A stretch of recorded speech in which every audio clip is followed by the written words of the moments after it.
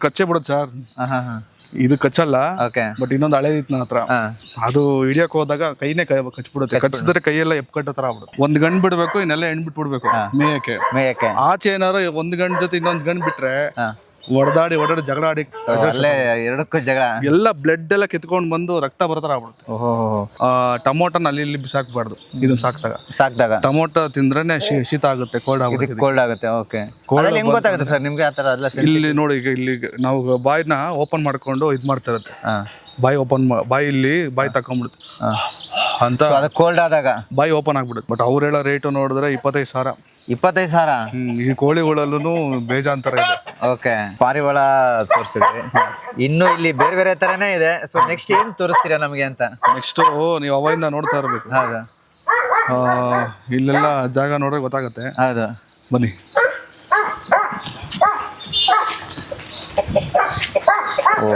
ಹುಂಜ fight ಕೋಳಿ ಅನ್ಸಿ. Fight ಕೋಳಿ.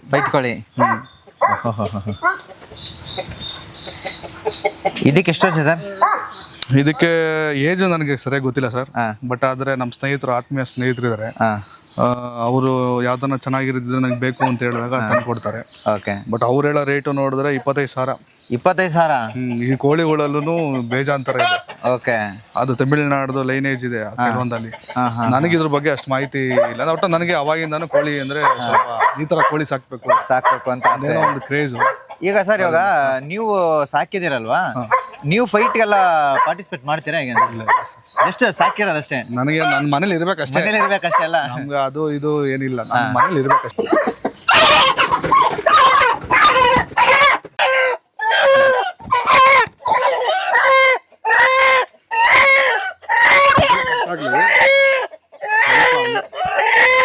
ಸರ್, ಇವಾಗ ಹಿಡ್ಕೊಂಡ್ರಿ, ಅದು ಎಷ್ಟು ಅಂದ್ರೆ ಅಲ್ಲೇ ಗೊತ್ತಾಗುತ್ತೆ ಅದು ಎಷ್ಟು ಅಂತಂದ್ರೆ. ಹೌದು, ಕೆಲವೊಂದು ಕಚ್ಚೆ ಬಿಡುತ್ತೆ ಸರ್.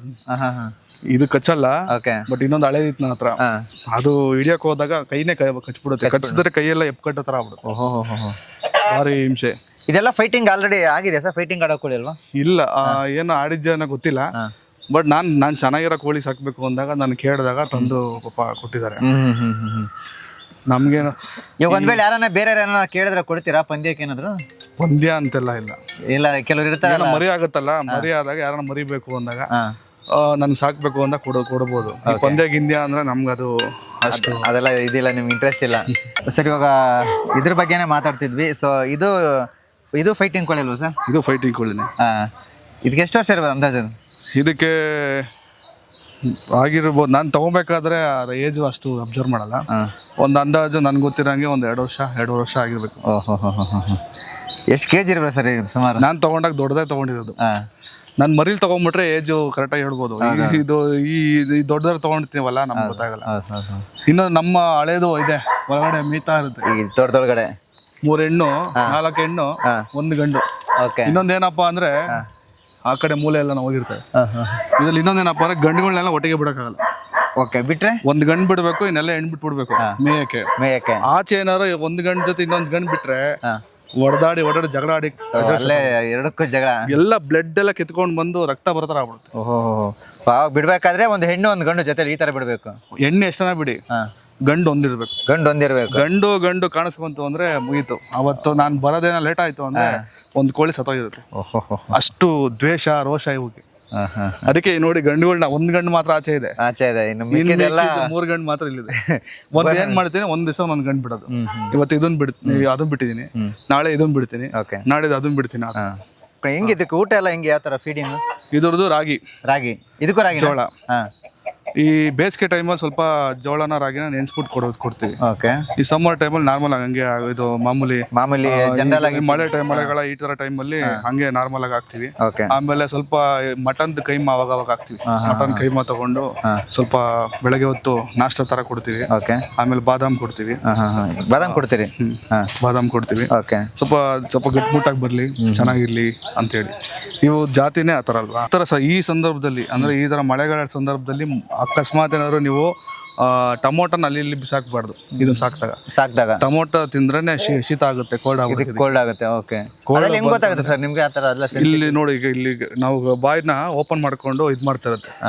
ಬಾಯಲ್ಲಿ ಬಾಯಿ ತಕೊಂಡ್ಬಿಡುತ್ತೆ ಅಂತ, ಅದು ಕೋಲ್ಡ್ ಆದಾಗ ಬಾಯಿ ಓಪನ್ ಆಗ್ಬಿಡುತ್ತೆ. ಅದು ವಾಯ್ಸ್ ಬರುತ್ತೆ. ಕಫ ಆದ ನಮ್ಗೆ ಉಸಿರಾಡ್ದಾಗ ಹೆಂಗಾಗುತ್ತೆ ನಮ್ಗೆ ಹೆಂಗ್ ಎಲ್ಲ ಇದಾಗುತ್ತೆ ಆ ತರ ಇದು ಉಸಿರಾಡ್ಬೇಕಾದ್ರೆ ಆ ಸೌಂಡ್ ಸ್ಟಾರ್ಟ್ ಆಗುತ್ತೆ ಅಂತ.